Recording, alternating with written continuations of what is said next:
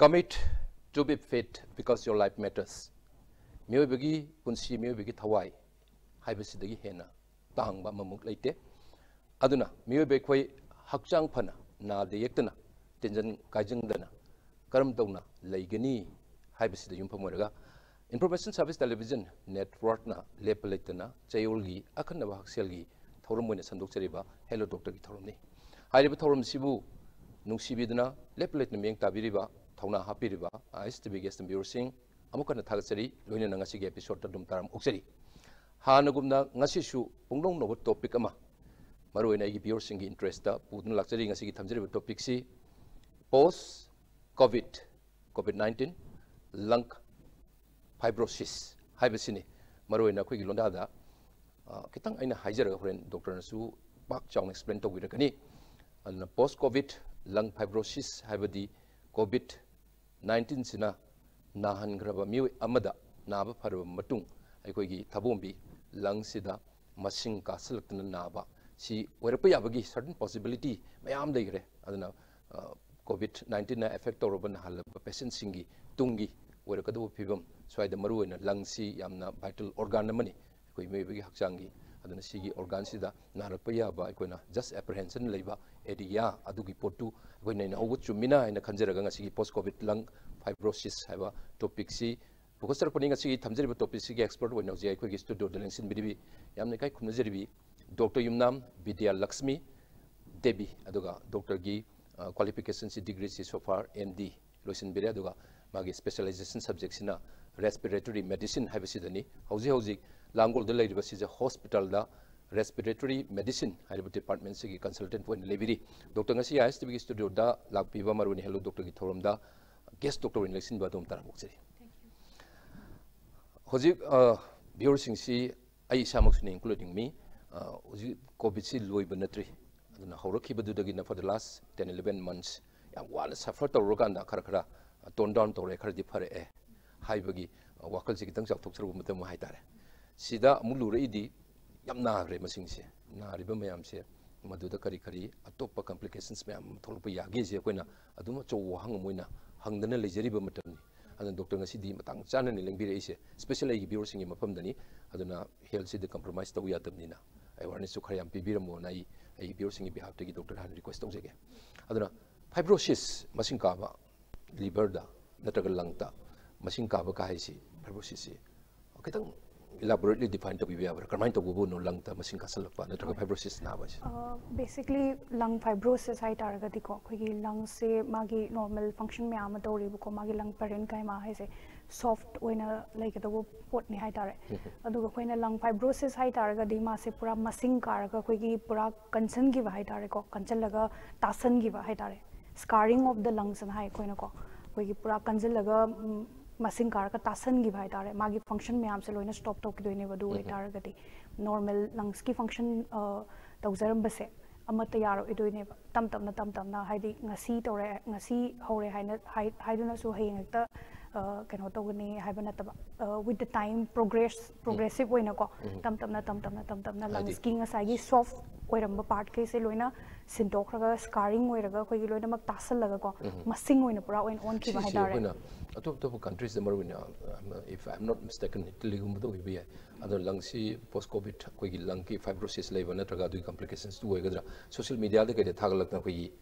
pai badaga si man kan ba aduga matum no mu khoi handuru padu makal gi langa su kar thena ki ba adwai thena jagi hoji doctor na habi be ado dubai du oram do male da sida masi nare adigi laina am leitori certain causative factor to the COVID-19 oidori adamagi manifestation haigadra do clinical presentation sidi makramai lakani kramai tarokani mi patient to okay clinical presentation hai tarega deko active if we consider active hai tareko active case ka post covid case ka de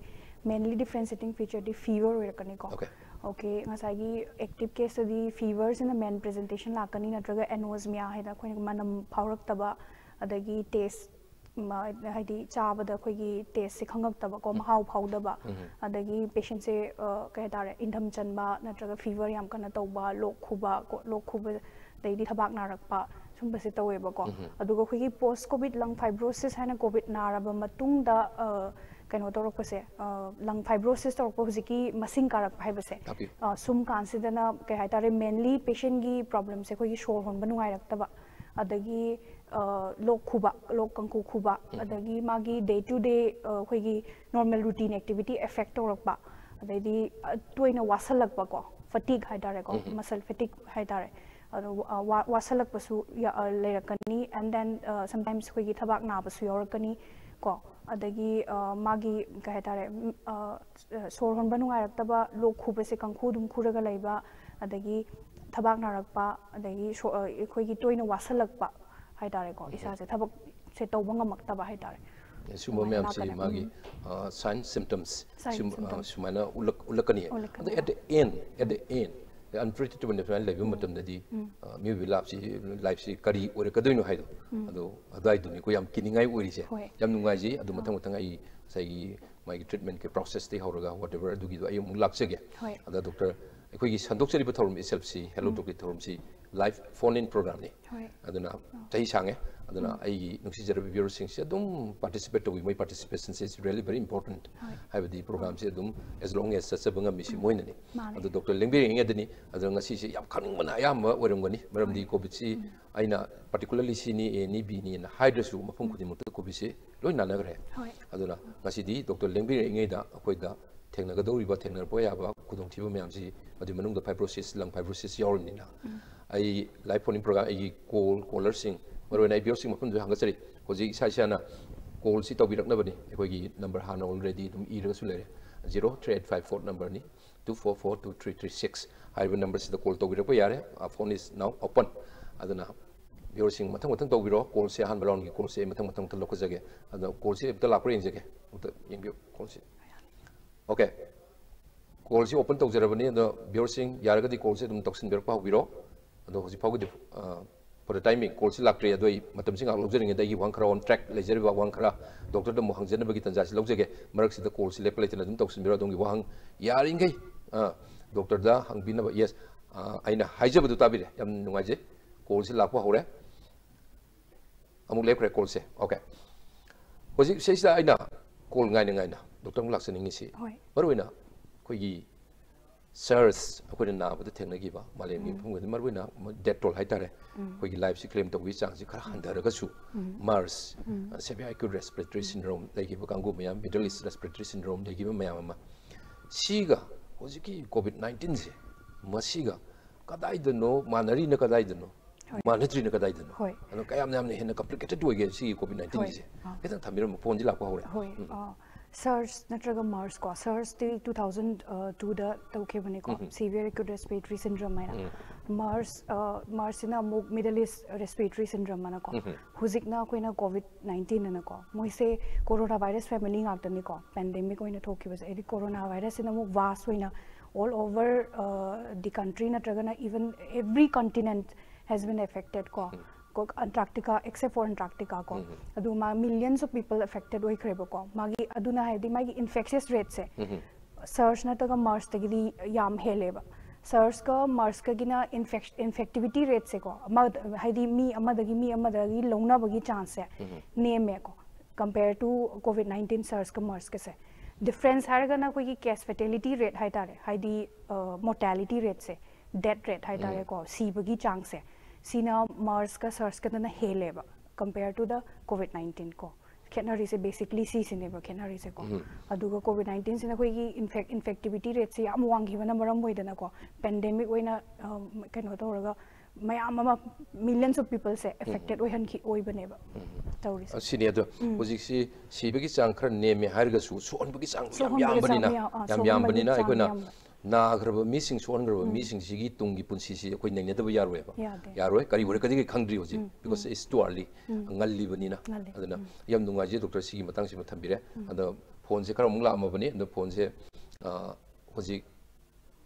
लेप्तना तौबिरो phone से लखुजबि तंजा दुदी याम पिजे खरा यामना मरुयना मो interactive इन programme से आई ससु चलन जनिंगेदी हंगबिनिंग मयाम लेबसिंगदु यारगदी phone दु दुम तौबिरो आई यारिंगे लखुज जगे नत्रगे जे वांगी मयाम लेबिनिना आइने खरा यामना मु हंगजनबि तंजा दु यस फोन से लाए ए हानबा राउंड के अनबा कॉल लखुज सॉरी हेलो हेलो ताबीरब्रा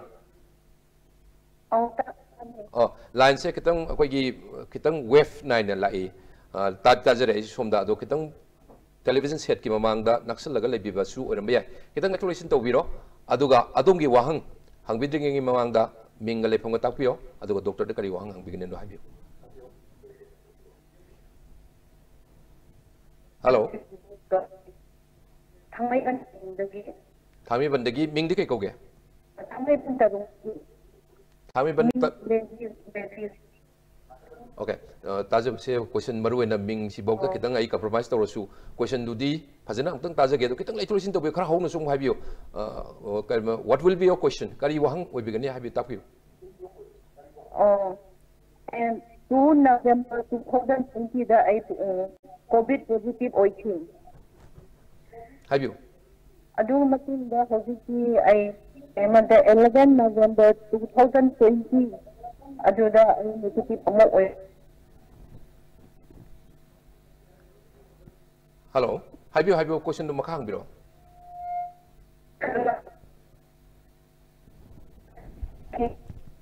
हजिक से नेटवर्क सु खरा नुंगाइ तबने लाइन से ha amon ki ko adu na masti sira kami treatment dawra hagada adu masti khabar dadi doctor sindra makoi ko nasi katpaw mai na doctor nasi ni panda analyze tilka nek हाउसो पुजा ने बड़ी आई में doctor Singh the कभी treatment तौरगा फगदा हाबदा अने खंगा ने दे फंगा बनी doctor जाम नुंगाइजे वाहंग दी हंगबिरबने अदुदा अखोय गिसु इराल बोरदोइने अदुगा collar गिसु मरुएना बियोर सिगिसु इराल लालोइदोइने line सिने मरुएना अदु वाहंग से only typically होजी हाना already 2 times कुम होई आइने ताजुब मतमददी कोविड सी दुमाइना इन्फेक्शन से तौरे पॉजिटिव ओइरे हाइबमा ताजरे अदु होजु जिक लेबा कंप्लेन से इसादा लेबा कंप्लेन से करिनो हाइबदुतंग कितंग टेलीविजन सेट ममांग दai लेबिरम दं मालेन खलबा मैडम से कितंग लेथु लेसिन अमता तौबियो दो खरा फजना उतंग हाइबिरो अरोय बा दोमना हंबिगदा वाहंग से डॉक्टर दा हंबिदिंग वाहंग से ता हाइबिरो तो हानो दी आई के साथ से हा अमरम से भी आप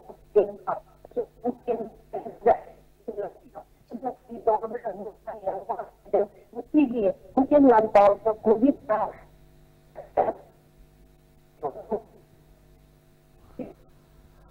yamdi doctor su na phong si thangal laga tar ga lebir ne and paukum si am su khumjaning ba du we are extremely sorry adom na hangbere ba wang se pura clear wena ta jaba phangdre adu ai chance ai pijari bani kari gi no line sinani marwena line sinani wang si aksang da nungai taba kanom dai redi khange kari no nungai tse kadai da nungai sor ba nungai te haira aduga kok ta nungai te haira kari no nungai tabam de lere adugi dumtang khangjaraga di chawra ko madi khumba yara dawni adu nungai zu ba ba si kham ki ba si nungai zu da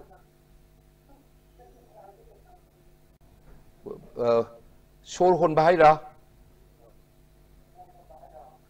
puk ta nungai te haira kok ta nungai te haira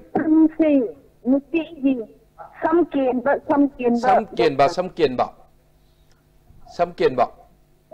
naraba matung da samkele habani sigi si hojik su dum keli haira adu kamai ta guno positive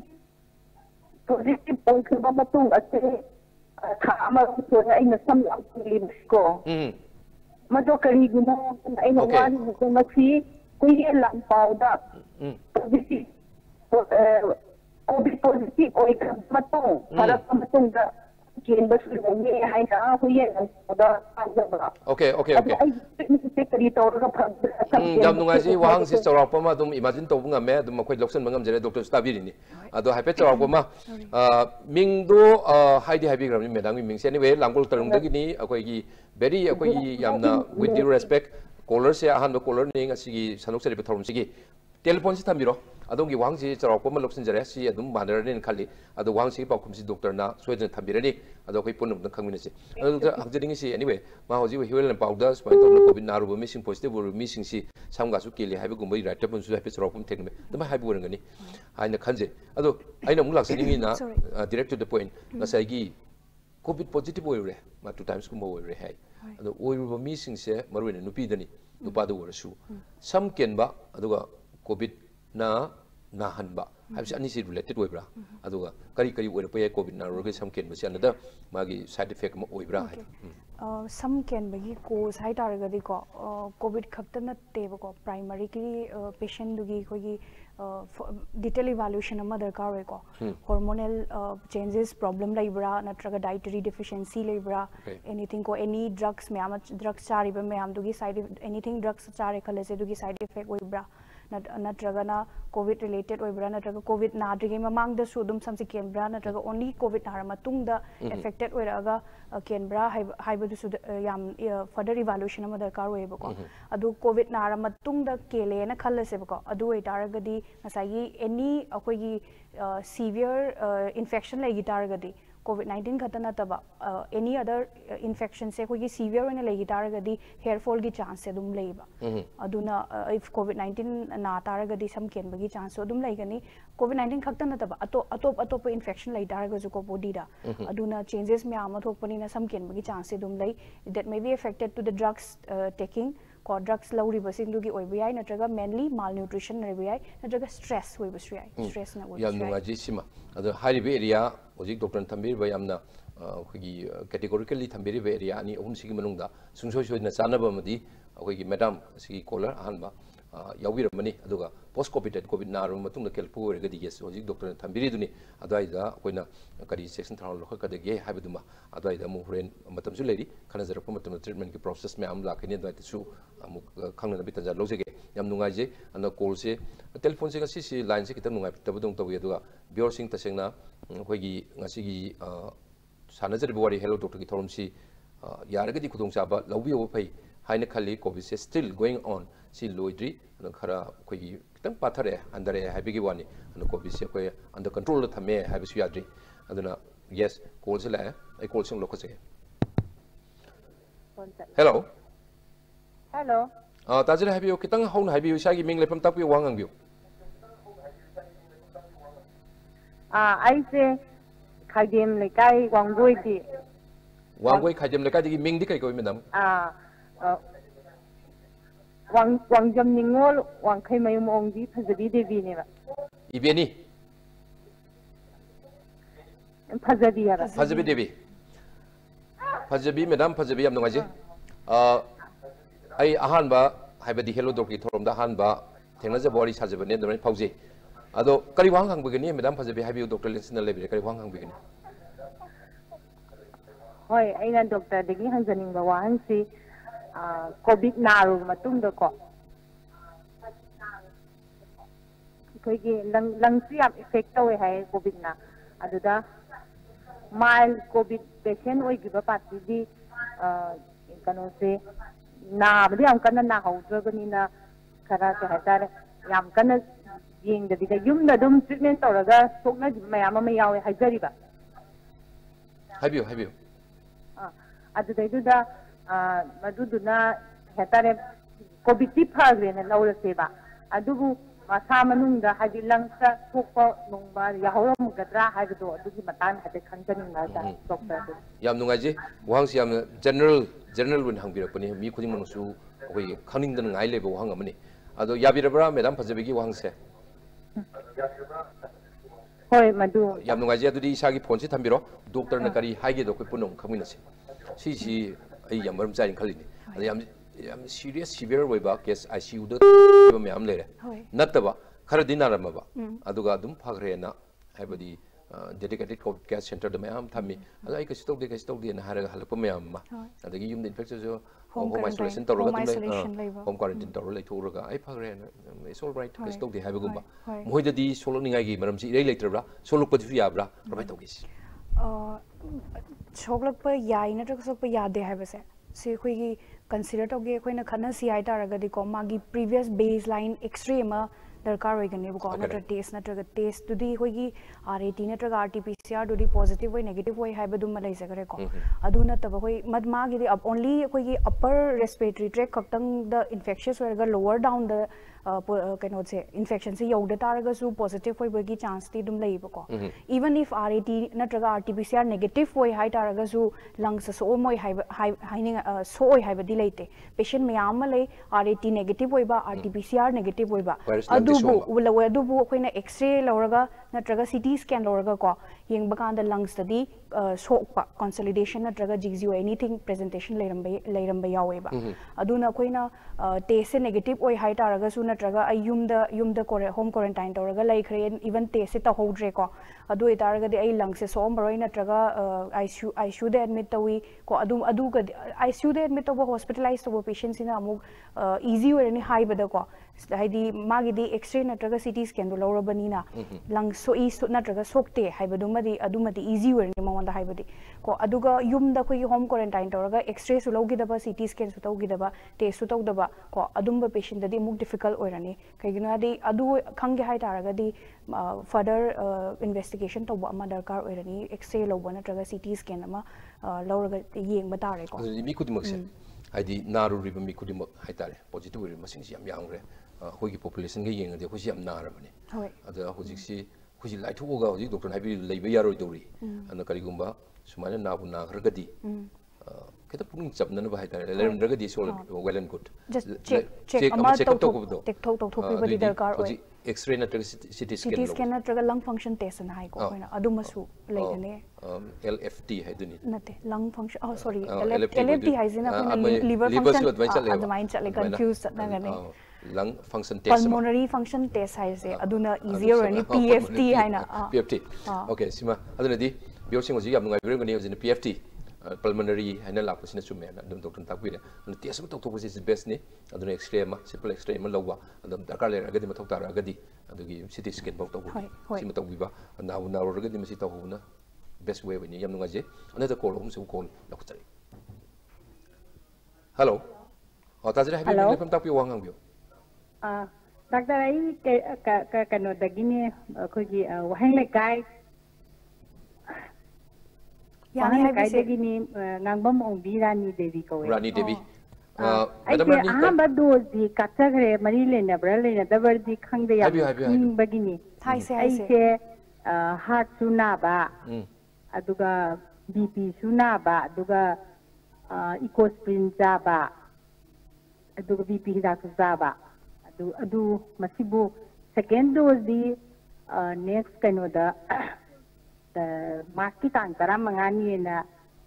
doctor na takpire madubu haisi kari kari preparation logjaga dage anaba kapaya de kaina haisibu madam ki sinfam di kari thak to bi occupation se kaino aise kano koigi yaima ai hospital da gi le ki doctor ga aise adom da gi tawjabani oja tuwe yam nungai jere sinfam se takpire ado expert lensin lebire ado hoji adom na hangbire iba madam gi wahang si loksin jere phone si telephone si thambiro aduga doctor dige mokoi punna khamne chang taminasi kari kari boi bi ai hoji magi comorbidity haitare ado pre health condition lei ado blood pressure haji hypertension nai haibna singba heart chu cardiac problems kar lei ma hai ado first dose kape vaccination se lapu matam da ne immunization vaccination lapu matam da cd sigi outcome si kaino khangdribani second dose si hong na badang ari ko kui kui tri second dose india gi ne su adu smana complications lai ba di comorbidity yaubu singse vaccination tawu matam da kari kari complication lapu yai kaino se immunocompromised oi taragadi ko yam thina immunocompromised oi taragadi khara di effect to gani ko madumangna yam thina effect to gani haibadi leite ba ko aduga huji maksu study su myama chathari ko regarding the research work tile play tree ba ko adubu mal kaino to comorbidities lai hairaga vaccine contraindicated oi haibadi leite ko haidi hypertensive patients or diabetes patients or adum vaccine se indicated kaapa yaiba adugu magi vaccine se kaapa ko test dose completely contraindicated hai taragadi anaphylactic reaction haibase कईगुम्बा अखोइना test dose से कोई test तौरगा येंगिदना को test हिदाक से कापट्रिंगेदा अदुगा हिदाक से कापा कांदा अखोइगी anaphylactic reaction थोक तारगदी that is a complete contraindication हाइदे अदुम्बा पेशेंट दुदी वैक्सीन से काप याद्रे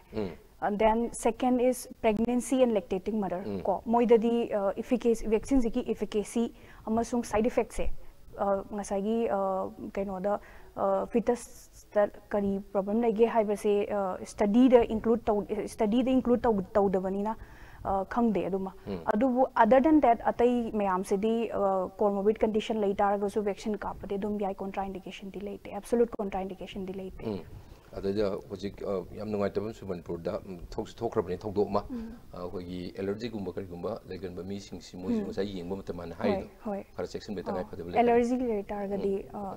प्रिकॉशंस लौगनिको अदुंदी होजिक से सेक्शन थोरांगना करी सेक्शन थोरांग सेकंड डोज कापसे अदु हाबिरि दुलेदा अदुम सेकंड डोज से अदुम अखोगी इनकुलेशन तो बसे दम यारे सेकंड डोज ति कापदी मथौ ताइ हाइदा मसाइ फर्स्ट डोज कापसे तौद्रबनिना अदुगा सेकंड फर्स्ट डोज कतंग कापगा एफिकेसी दु लेरे हाइबा नतबनिना को सेकंड डोज कापा कांदा मागी एफिकेसी दु लाक्तोइने be complete the second dose अदु होजि हंगबिरे मैडम की सेकंड डोज कापी बिदा कछु अतोब कॉम्प्लिकेशन लाकने थाज दे कापी बने ना फगने दबाइना हौजे मथंग के कोल लखचरी hello hello Oh, tajir have you mingle from Tapira Dungo Hang you? I told you, Kumbu second the gear. Moran Temraja. Moran Temrajan, Tapu, Kariwang and begin doctor. We get Kopin and Naru Kanana, Kambuja, we get more lungs. Masinkai, I Tapidina. Masinkai Kati, Kamaito, Nako, Akshan, that symptom, Kamaito, Ulaka the gay. Adiki, the Yam Kanasana, the Vakan, Kana, Amu. Tuna parak pagkamputo. Ado lang si masing karkadra haibagi kan ado masing gikara kan dadi kari koi laing kari satha ke haibagi maramda tang kangjaninga. Jam nungaji wang si yam phajai yam relevant boy ngasi thamjari topic siga Moran Temrajan hanana koigi leptona thauram si saruk yabi bado course leptona tawirapa koigi regular colony adum thakse phondok seri adum wang loksinjare doctor dagi koi punamu kari harke edu khaminase doctor masi ai khara important way logjeri ni maruena sigi area si koina section bagi tangai phadabul leibani na haitare adna masing ka ba simai diagnosis Kramai to the treatment process na kaino happen. Some na haraga. Kramai diagnose to. Some na isage. Hogi patient COVID na are haidana ko. Magi each and every patient had me khuding mak loina mak fibrosis develop to gani haibadi laite ba ko. It's few patients khatane ko. Luckily ko. Haidi unluckily pandemic te occur to kreba ko. But luckily haidare ko. Ngasagi severe COVID pneumonia na tragana acute respiratory distress syndrome ana koi ARDS na chat kiba patient oxygen da yam queen lagiba ICU da yam queen admit tawraga lagiba na traga ventilator da yam queen mechanical ventilator da yam queen lagiba patient se moidana hele haiba ko post fibrosis ki chance se aduna ka tare COVID positive tang oiraga but fibrosis hekta lakani haibadi leite ba just 5% to 10% population khatane ba ko fibrosis develop to doise adu karigumba hojiksi aji leileti khamna sai khatin permino just pulmonary function testing kanogi color gi Rangtem Rajan gi for his kind information onta kitang panbiu kari kai tawgudagi pulmonary function testing ama tawbiba aduga x-ray ama aduga required oitaragadi HRCT ma aduga akoina masi si yengaga koi fibrosis leibra leitabra na yeng toineba sima lere sima karigumba chingna kitang leragadi san nungaitable leragadi yaragadi covid punna dei tawthokpana idi phagani clinical presentation haiba mazu hangi ko kamaina symptoms ulakadage na drug treatment na kai tawgadage haina treatment ki lai treatment la pum tam narmen khale ado cdm kin ai ubine sai yam kanjal lakpu masing kasal lakpuni na ado ai su hangna bu ge gun ko jena chorokpa ma gi first outline ma haitare ado treatments di treatable oibra ado timely detect horagadi ado kramai to isi treatment clinical presentation tum tang high ho gena tadi warau gitare we have your clinical presentation se koi ngasai akoi no discuss tawza kare yaw kare adubu ngasai viewer na hangbirak pani na ko ngasai so hon ba nungai ta ba lok khuba lok kang khuraga leiba isa se yam toina wasalakpa अदगी muscle fatigue कुंबा तौरगा कोई day to day activity कोई normally नुंगतीगी routine तौरीबा थबक सिंसे तौबा ngamaktaba को सुंबा सिम्पटम से लाक्तारगदी चेक तौथोकपियो को सिना मुखाई क्लिनिकल प्रेजेंटेशन ना करी सिम्टम माने मैनिफेस्ट तौरबा सिम्टम दुनी साइन सिम्टम्स में अम्मा अदुगा साइगी ट्रीटमेंट की इन टर्म्स ऑफ साइगी when we talk about treatment process treatment से तौबा मतम ददी करी करी नो कोना येंबा या से कदा जने येंबा या दे करी येंबा या होय ट्रीटमेंट से हाइजेगे वंस कोई फाइब्रोसिस से डेवलप तौख्रे हाइड्रिंग तौड्रिंग ममांग दसु प्रिकॉशन मा लौब दरकार ओय सो अखोगी पेशेंट से होजी होजी मक एक्टिव केस होइना लेरिबको पोस्ट कोविड नतबा नेगेटिव ओइद्रिबा पॉजिटिव ओइरी अदुगा पेशेंट से होगी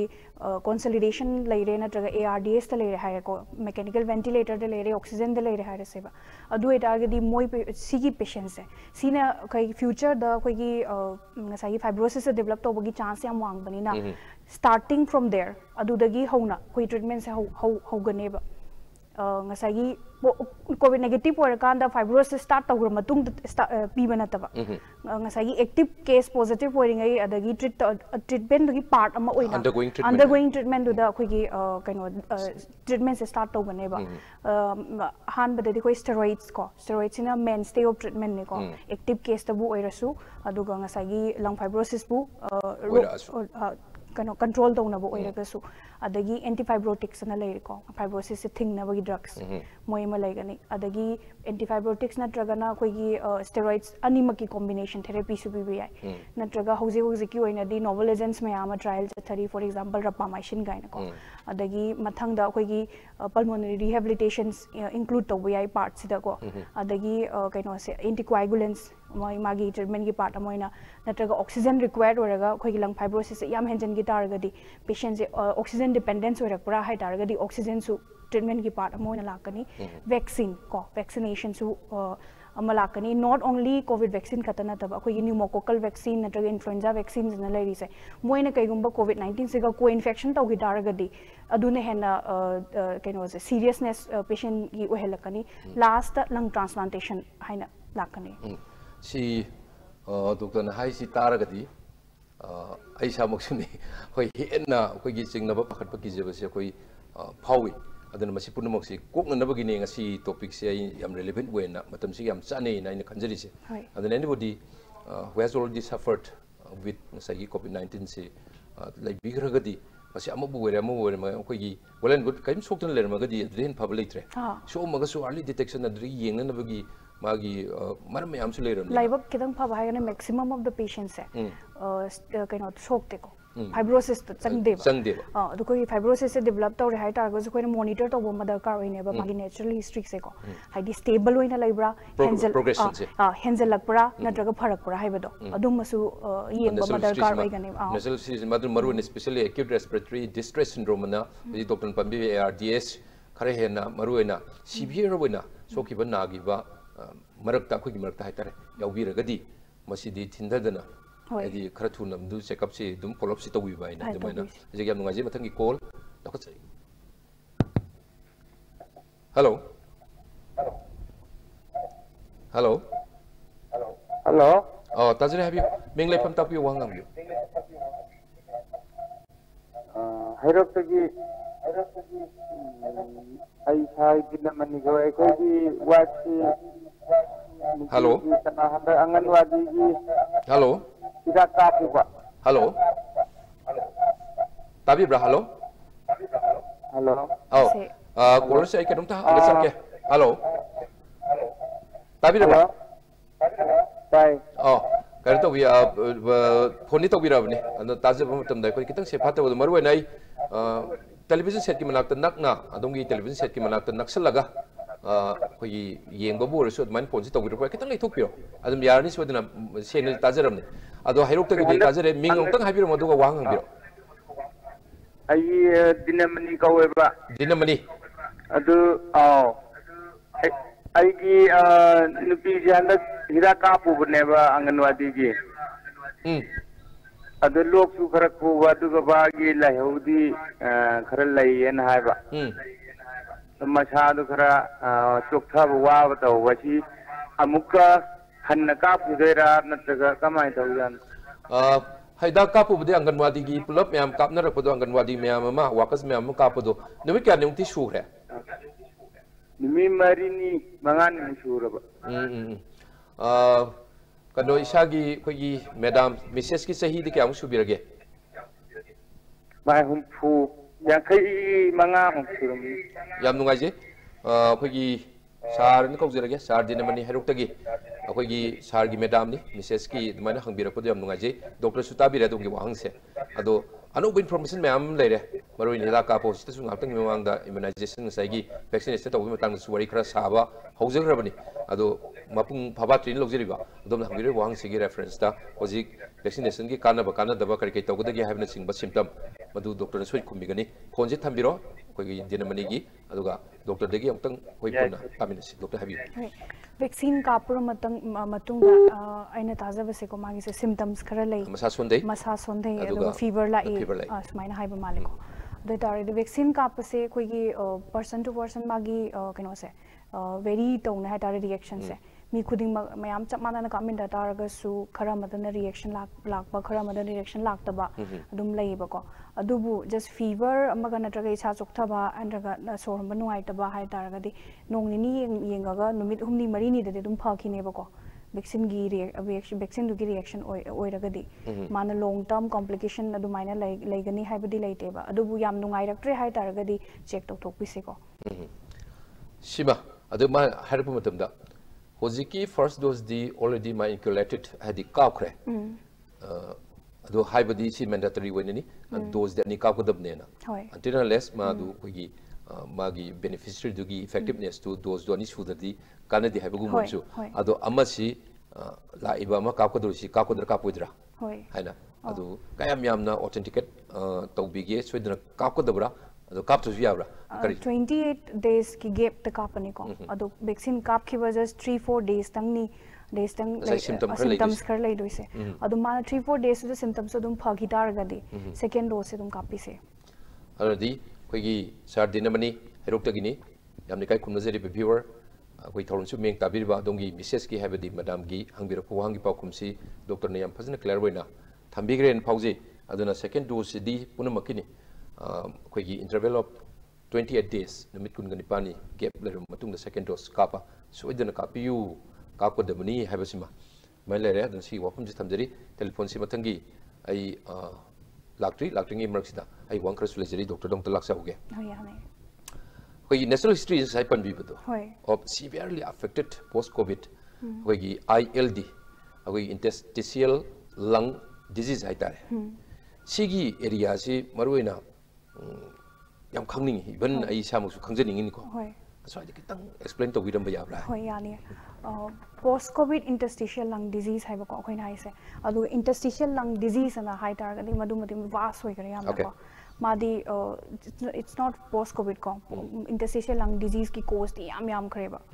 madi aduga magi causes natraga category yam kare madi vas hoi kare ba aduga any bacterial infection viral infection natraga toxic substance inhalation smoking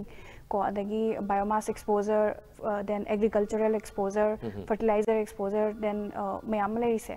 sidagi natraga na khogi mold exposure ko fungus ki spore exposure mayam lai re ko si mayam se magi interstitial lung disease ki cause ngak tani hai tare aduna viral disease amasu cause ta yauri bani na masagi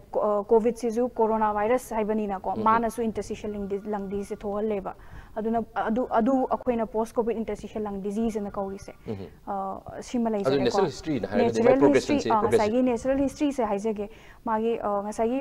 fibrosis develop tawdaba dudi adum bhakre ko magi di further next nungai rakanda mu yeng bire aduga ngasagi severely koi fibrosis develop tawkhre na hai se tawkhre se bako adu dadi ma se natural history atar khoni yeng ba madar ka ready ba follow up ta ko ha se ngasagi magi fibrosis se henjel lakpra natraga hana gi dumaina laibra natraga na pharak pra condition ahum laigane ba magi course sida aduna adugi matungi na khoina treatment se tawgane ba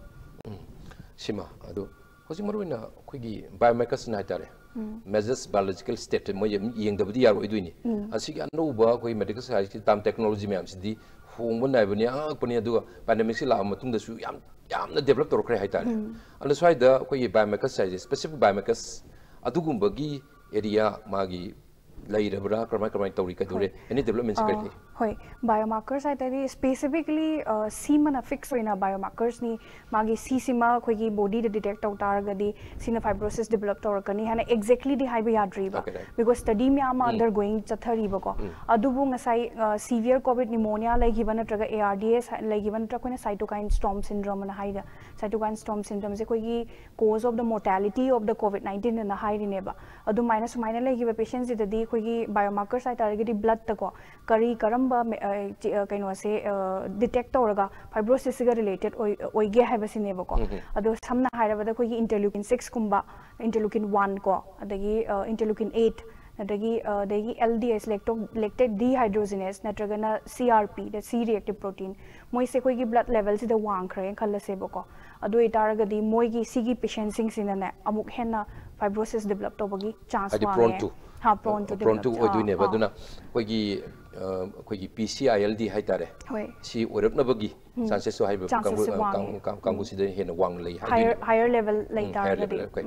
si yam nunga ji adu wang karasu le je lax du ne du lacting da telephone se call se lai telephone kradanga lago chage persing and call si doctor lenga ingai dani akoin hangje basi na hoi mahul prediction le harasu mapung phaba loina baki tasan khumjalaga loina hangje bading ambanate ana biosing na yamna hangbi hobuduni adu hojik si habi ani hospital ji loina bakta chatlaga free and open when han torum madumaina yeng basi khara khadi chatna ba hore harisu kinari adu aduna demand supply ani se khara khara adum thainari bane ba adu anyway the second round gi han ba call lakchari hello tajra habi ming lefam takpi wang hangbiyo ai yaripok yambem dagi thanabam Rajendra yaripok yambem dagi kari wang hangbi ni Rajendra takpi doctor de hangbiyo ai ji tahi ani ki mamang da koi heart se koi pacemaker insert tau ko adu hoji ki koi patient ji ka pada kai le gedre le doctor ta tadi khangeni tajara bane adu kitang checking to ye ba la iba koi incoming consul se Rajendra gi angtang phajana haibiro sahi anim ki mang da heart se hoi pani heart se kadwe habi pacemaker insert tau pacemaker adu koi patient ji koi ka pa ya ga ya dong yes yam nunga ji sisu yam thajadana koina khanjaru daba area dani hambire wangse yam phajin khalli aduna vaccination sidi each and every individual ka padi mathok tar abane bo jikse adu sumana precondition health ki comorbidity si yaurame adudi rajidro phone si thamiro yare doctor na adungi wang tabire kari kapa yabra yadabra hoi kapadi yani ko asa in haiser bado magi absolute contraindication hai targadi hausi koina anaphylactic reaction and hai base allergy severe allergy makhalam ne hai tare ko ngasai aduga nataga pregnancy nataga lactating mother ko moidadi p deba ko other than that any comorbid conditions hai se ko moidadi contraindication leina di hai deba aduna dum kap yai aduna di Rajendra gi si chengnena letre aduna hana nagi badu hojiki haibiri but kan wasini doctor takpiri sini aduna akoigi capacity masni aduna yagadu be area kodi makse koi thiradamni aduna ways and means me amdu thibira kan so na vaccination si to view haibisina koi request ni doctor na haibiri su adagi area adu the person focus to haibi amnunga ji matangi call center klok jage hello tajara haibi ming lefam takpira ka dungi wang bi si ai ma nan J12 the first dose coffee baneba nongthomam pramodini awang phong kono bigi nongthomam pramodini awang kono maje he kapaga kunga ekle subuka na maje so honam namdaba adigi bp je wangam bai dare ne sa kapi sikari no miji 30 subuga kunga em lebuga adu buji pawde dum so honda waba khanja lagene amai na wai hai ba so honda je adu to sikari kam line tana gani kamai to bani hoji imagi pramodini COVID-19 ki vaccine je jet vaccine se vaccine se ka kre jet 12 ta no jet 12 ta first dose hoina first dose hoina adu hojik so dum wari bra so hom se kamai tori hojik dum wai khanja lagane amai na wai hai khanja lagane hena wai ba psychosomatic psychological support ma mathok ta do ma doctor to kitang explain to you I am nungai je te hangbire wang se anybody to thokpa yabni aduna ta habiyo khoi vaccine se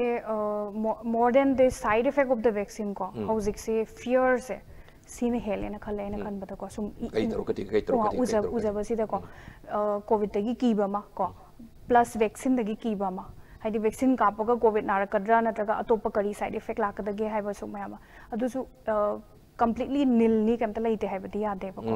adu madu vaccines su koi undergoing trials me ama chathari bana conclusion se c ni haina hekta haiba su yade ba post thambangam dri bako aduna c ma tholak pasu ya yade haibadu madi yade ba adu bu vaccine se kapuraga koi sor homba nungai rak train haidana ko adu sor homba na nungai rak ta ba jaina sa haija bana anaphylactic reaction haibado magi symptom ama su oiba yai ba aduna koi vaccine se kapa matung da 30 minutes observation thamme bako loina से अदुना हुजिक अदुदा 30 minutes तो कई problem से थोकिद्रे को अदु दारगदि date 12 त काखि बनिना नसी कशु तौद्र बनिना complication लैतब माले मरुइदम anxiety induce कोई anxiety से इंड्यूस तौ दारगदि शो हमबे वाई को हाइदि वाखन सुम खंजल गना शो हमबे सुम वासल गना हाइ दारे this is psychological problem high दारे अनदर रीजन अमा वैक्सीन खतना तबिदा कोगी मैडम प्रमोदिनी की कई तौरम दो डिमांड रे वैक्सीन से तांग ट्राइन थोई का बोस को कछु लाक्त्रबनी अदुना अदु खंजलगा हेलने हाइरबनीना साइकोलॉजिकल इंड्यूस माले अखोइना हाइजब नते मेडिकली फ्रॉम द एक्सपर्टीज वेन लेबिरे बंगासी की केस डॉक्टर ना हाइबिरिनी अदुना यारगदी वाकल दु खितंग संतोप कछु तौरोइना खनबद अदु याम नुंगाइट्रे हाइ तारगदी एनी चेस्ट मेडिसिन नत्रगा साइकियाट्री रे थोपिसे यम श्योर यम नुंगाजे से दो हजिक अमतम सिसु नक्सले आइना हंजनी मोवांग कर लेजरी फोन से टेलीफोन कॉल सिंग आतंग लेप्चरगनी तो मरुन हजिक सिजदा सिजसिदी तसेंगना अखोगी सुपर स्पेशलिटी हॉस्पिटल ओइबो यारे कानो खै खजरी नो वेरेबर काइन खालेनी अदन डॉक्टर सिंग पापा सि आयाम ले मरुइना हजिकी अखोगी रेस्पिरेटरी मेडिसिन का हबसे कितंग ताम सि कितंग नौरप ना मु ताजरीनी माय स्पेशलाइजेशन से डॉक्टर की गासे करी करी फैसिलिटी लेरे ngसाइगी अखोगी diagnosis की हेक अखोना बायोमार्कर्स न सिंग बहो अखोय खनजखी अदगी करी करी लेरे फैसिलिटीज में अदुगा मी सि सुमाना होजिकी नारिबा मखल की हाइतारे अदगी लंग फाइब्रोसिस लेम बयाई का हाइबा कोविड ऑलरेडी नारबा लाकना रबरा मी से करमाय तुर कमाय येंग लाइन पता क्राइन सतरी सी हॉस्पिटल पेशेंट से तुम लाए को मादी कोविड नारुरे अदुगा हुजिक से कोई लोग खुरगा तुम लाइरे नत्रगा सोरम बनुंगाइट्रे नत्रगा कशुंबो प्रॉब्लम लाइट तारगसु नारमय आई चेक तोक्सगे हाइना लाकपसु यावेबको अदु मयाम लाकपसे कोई फर्स्टली मागी हिस्ट्री दुमा हाना लौरनी को हिस्ट्री से लौर मतुंग द मागी रेडियोलॉजिकल इमेजिंग से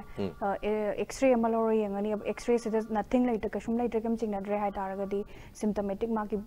सिम्पटोमेटिक से पीरगा ट्रीट तौबमा नत्रगा कोई सीटी द चेंजेस लाइरे सॉरी एक्सरे द चेंजेस लाइरे अदुगा कयामु यामना इफेक्टेड ओइगे हाइबदो येंगे हाइ तारगदी कोई एचआरसीटी म चथरने अदुगी मतुंग इन ट्रीटमेंट से पीरनेबा दुगा हौजे पल्मोनरी फंक्शन टेस्टिंग से तौगनी अदुबो हौजे की ओइनदी स्टार्ट तौद्री बिकॉज ऑफ कोविड को हाइदी मागी ngसागी पल्मोनरी फंक्शन टेस्टिंग से द स्पाइरोमेट्री न खोइना हाइब को नत्रगना लंग डिफ्यूजन स्पाइरोमेट्री से मेनली तौब कान मशीन से उमगा काम पिनेबा अदु मशीन से उमगा काम बाहाय से वंस टेस्ट तौदब पेशेंट अमना उमगा कामगा पॉजिटिव ओइबमना काम तारगदी फर्दर इन्फेक्शन लौनरी बनिना नेक्स्ट पेशेंट अमना मु काम बगान द लौनर कररा हाइबगी कीबगी को सिमदी तौद्रीबा को अदि मागी खुसुक्लाई इक्विपमेंट लेरगा फंक्शनिंग से कोई तौद्रीबा हाइ तारे टू प्रिवेंट द इन्फेक्शन हाइ तारे अदुगा एनी अदर अतोपा कोई दरकार ओइ तारगसु लैत तारगसु फर्दर ददी इम्प्लीमेंट तौरकनी हाइ खने हम नगजेदगी मना होजि हाइबिरिबा डॉक्टर ना होजि लेबिर मतुंग द केसी करी करी हाइबदी ngसाइगी पोस्ट कोविड की नैनरीनी कोइना पोस्ट कोविड की नैनरीनी लंकी होजि की मरुइना या मयिंग बिरमनी एरिया बुदी कितंग हाइगो सु पेरिफेरी दा complications करके लेबे थिंग नबिरगे सोफा अजी मणिपुर की कंटेक्स्ट सीजगी कंटेक्स्ट तगी पोस्ट कोविड कॉम्प्लिकेशंस होजि कसी नैनिजरिबा सब्जेक्ट से मरी लेने भाई तारे पेशेंट याव रबरा टेस्ट तो बुलाई सिंग करमै कोइ right post COVID complications as fibrosis से मेनली को फाइब्रोसिस लेबा पेशेंट तुम थेंगने हाइडी डिग्री ऑफ फाइब्रोसिस टिकेटना बको खरे कितंग सोकपा खरे हेना सोकपा खरे याम सोकपा अदुम थेंगने हाइ तारे पेशेंट से अदगी कशुमता सोकतबा पेशेंट जो तुम थेंगने पॉजिटिव ओइरा मे हारगा सुको एक्सरे गुम सीटी गुम लोकांदा अदुम परफेक्टली नॉर्मल ओइबे तुम थेंगने अदुनदी होजि यामने हेना अखोगी फिबम सोबा हाइबदी याम किनिंगाय ओइबा दुम मखलगी सोकचलबा दुगुम केस कादी ꯂꯥꯛꯇ꯭ꯔꯤꯅ ꯂꯧꯕ ꯌꯥꯏ ꯍꯧꯖꯤꯛ ꯐꯥꯎꯗꯤ ꯂꯥꯛꯄ ꯌꯥꯎꯋꯤ ꯂꯥꯛꯄ ꯌꯥꯎꯔꯦꯕ ꯂꯥꯛꯄ ꯌꯥꯎꯋꯤ ꯀꯩꯒꯤꯅꯣ ꯍꯥꯏꯗꯤ ꯃꯣꯏꯁꯦ ꯌꯨꯝꯗ ꯑꯣꯛꯁꯤꯖꯦꯟꯗ ꯍꯥꯞꯄꯒ ꯂꯩ ꯗꯣꯃꯤꯁꯤꯂꯔꯤ ꯑꯣꯛꯁꯤꯖꯦꯟ ꯑꯦꯗꯚꯥꯏꯁ ꯇꯧꯔꯛꯑꯦ ꯁꯨꯇꯤ ꯊꯥꯕ ꯀꯥꯟꯗꯀꯣ ꯍꯣꯁꯄꯤꯇꯥꯂꯥꯏꯁ ꯇꯧꯔ ꯃꯇꯨꯡꯗ ꯁꯨꯇꯤ ꯊꯥꯔꯛꯄ ꯗꯤꯁꯆꯥꯔꯖ ꯇꯧꯔꯛꯄ ꯀꯥꯟꯗ ꯑꯣꯛꯁꯤꯖꯦꯟꯗ ꯂꯩꯕꯤꯌꯨ ꯍꯥꯏꯅ ꯍꯥꯏꯔꯛꯑꯦ ꯍꯥꯏꯅ ꯑꯣꯛꯁꯤꯖꯦꯟꯗ ꯂꯩꯔ ꯃꯇꯨꯡꯗꯁꯨ ꯁꯣꯔ ꯍꯣꯟꯕꯁꯦ ꯅꯨꯡꯉꯥꯏꯔꯛꯇ꯭ꯔꯦ ꯍꯥꯏꯗꯨꯅ ꯂꯥꯛꯄ ꯌꯥꯎꯋꯤꯀꯣ ꯑꯗꯨꯝ ꯑꯗꯣ ꯁꯤ ꯃꯣꯅꯤꯇꯔ ꯇꯧꯕ ꯃꯇꯝꯁꯦ ꯑꯩꯈꯣꯏꯒꯤ ꯀꯣꯍꯣꯔꯠ ꯍꯥꯏꯒꯗ꯭ꯔꯥ ꯑꯩꯈꯣꯏꯒꯤ ꯀꯣꯚꯤꯗ ꯁꯔꯚꯥꯏꯚꯔꯁ ꯃꯌꯥꯝ ꯑꯃ ꯑꯗꯒꯤ ꯃꯣꯏ ꯃꯌꯥꯝꯁꯤꯒꯤ ꯑꯄꯨꯟꯕ ꯉꯁꯥꯏ ꯔꯤꯁꯔꯁ ꯋꯥꯔꯛ ꯃꯌꯥꯝꯁꯨ ꯇꯧꯔꯤ ꯍꯥꯏꯗꯣ ꯑꯗꯣ ꯃꯌꯥꯝꯁꯤ ꯂꯥꯛꯑꯀꯥꯟꯗꯕꯨꯗꯤ ꯑꯣ ꯁꯤꯐꯥꯎꯒꯤ ꯐꯤꯕꯝꯁꯤꯗꯤ ꯑꯩꯈꯣꯏꯒꯤ ꯃꯥꯒꯤ ꯄꯥꯟꯗꯝ ꯑꯃꯗꯤ ꯂꯥꯛꯂꯛꯀꯅꯤ ꯋꯤꯠ ꯇꯥꯏꯝꯁ ꯑꯗꯣ ꯍꯧꯖꯤꯛ ꯍꯧꯖꯤꯛ ꯑꯣꯏꯗ꯭ꯔꯦ ꯃꯔꯛꯁꯤꯗꯁꯨ ꯅꯦꯆꯔꯦꯜ ꯍꯤꯁꯇ꯭ꯔꯤ ꯃꯥꯏ ꯄ꯭ꯔꯣꯒ꯭ꯔꯦꯁꯟꯁꯤ ꯌꯦꯡꯗ ꯌꯥꯔꯣꯏꯗꯣꯏꯅꯤ ꯑꯗꯣ ꯁ꯭ꯋꯥꯏꯗ ꯐꯣꯂꯣ ꯑꯞ ꯇꯧꯔꯛꯄꯁꯦ ꯉꯁꯥꯏꯕꯨꯗꯤ ꯌꯥꯝ ꯐꯖꯅ ꯍꯥꯏꯕꯤꯈ꯭ꯔꯦ ꯁ꯭ꯋꯥꯏꯗ ꯍꯧꯖꯤꯛ ꯍꯧꯖꯤꯛꯀꯤ ꯑꯣꯏꯅ ꯑꯗꯨꯝꯕ ꯅꯥꯔꯤꯕ ꯃꯤꯁꯤꯡꯗꯨ ꯉꯁꯥꯏꯒꯤ ꯑꯦꯟꯇꯤ ꯐꯥꯏꯕꯣꯇꯤꯛꯁ ꯍꯥꯏꯇꯥꯔꯦꯅꯦ ꯑꯩꯈꯣꯏꯒꯤ ꯇꯨ ꯄ꯭ꯔꯤꯚꯦꯟ ꯑꯩꯈꯣꯏꯒꯤ ꯇꯤꯁꯨ ꯁ꯭ꯀꯥꯔꯤꯡ ꯍꯥꯏꯒꯗ꯭ꯔꯥ ꯑꯗꯨ ꯍꯤꯗꯥꯛꯁꯤꯁꯨ ꯀꯔꯤ ꯃꯅꯤꯄꯨꯔ ꯐꯪꯉꯦ ꯊꯥꯕ ꯍꯧꯔꯦ ꯀꯃꯥꯏꯅ ꯇꯧꯒꯦ ꯂꯩꯀꯣ ꯑꯦꯟꯇꯤ ꯐꯥꯏꯕ꯭ꯔꯣꯇꯤꯛꯁ ꯍꯥꯏꯇꯥꯔꯒꯗꯤ ꯁ꯭ꯇꯦꯔꯣꯏꯗꯁꯨ ꯑꯗꯨꯝ ꯂꯩꯒꯅꯤꯀꯣ ꯑꯣꯀꯦ ꯑꯗꯨꯒ ꯃꯤꯡ ꯑꯣꯏꯅ ꯄꯜꯂꯕꯗ ꯑꯩꯈꯣꯏ ꯄꯣꯔꯐꯦꯅꯤꯗꯣꯟ ꯑꯦꯟ ꯅꯤꯟꯇꯦꯗꯤꯅꯤꯐꯅ ꯂꯩꯔꯤꯁꯦ ꯅꯠꯇ꯭ꯔꯒ ꯃꯣꯏꯒꯤ ꯀꯣꯝꯕꯤꯅꯦꯁꯟ ꯊꯦꯔꯥꯄꯤ ꯑꯣꯏꯅꯁꯨ ꯄꯨꯂꯞ ꯊꯥꯕꯁꯨ ꯂꯩꯀꯣ ꯄꯦꯁꯦꯟꯗꯨꯒꯤ ꯗꯤꯒ꯭ꯔꯤ ꯑꯣꯐ ꯏꯐꯦꯛट ꯃꯥꯒꯤ ꯉꯁꯥꯏꯒꯤ ꯂꯪ ꯁꯣꯛꯄꯒꯤ ꯆꯥꯡꯁꯦ ꯌꯦꯡꯉꯒꯀꯣ ꯃꯣꯅꯤꯇꯔ ꯇꯧꯔꯒ ꯅꯠꯇ꯭ꯔꯒ ꯁꯥꯏड इफेक्ट प्रोफाइल्सु येंगदोइनि ड्रग्सगिको मागी पेशेंटदुगी हाना करी प्रॉब्लम लेरमी नत्रगना हिदाक्से लॉन्ग टर्म चारकदोइनिना हिदाक्सिना तो थोहन बेयाबा साइड इफेक्ट्स तो वेटेज तौने हाइतारेको बेनिफिट्स ने कदाइनो खोगी डिसएडवांटेज ने कदाइनो हाइदो येंगा वेटे येंगांदा पीदोइनेबको अदुना ngasai steroid supi natragana koi perfenidone natragana nintedanib supi natra combination therapy supi adu sima yam ngajere tajakanda dagi detang habi odu sizese hoji maruna opd gadi hangrabani open tograbani adu covid ki case yam di handere harsu khara di nomoda mari mangam tarum de dum yauri test togi changsu adu sijagi hoji lying pathap hanigna as normal as before hagadra adu phajana adum open on phajana tawrobra kari restriction lai sijagi hoji ki oina di restriction di opd di restriction lai tra ko admission patient budi before going to the ward ko ngasai RT-PCR ma confirm tawum da ka wegi negative oibra positive oibra haraga negative patient oiraga di problem kam lai tra ko RT-PCR negative oitarga di adum admit tawre patient se ko admission gi haija targa di aduga RT-PCR kaigumba positive lying khalasi adu itarga di patient da option ama pigani ko haidi akhoi da treat tawgira natraga atoppa da treat taw pambra haibadu ko adugi patient gi choice da tawraneba aduga OPD basis oiraga di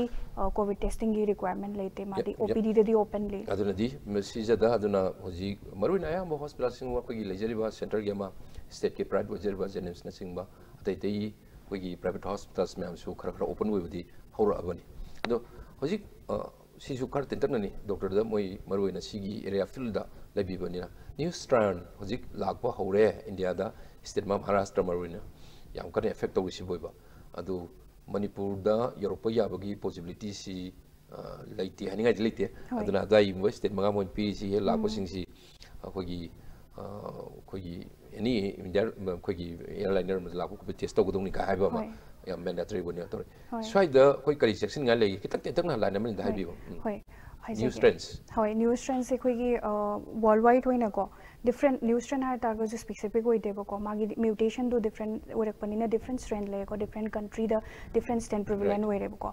adu target di hozik effect or ase akogi india da hai target di maharashtra kerala punjab and madhya pradesh ko moi state mari se am effect hoi reba ko aduna dubu strain duma di test tawga confirm ma taw da ka oi ri ba ko khaidi karamba country da prevalent oi ba strain do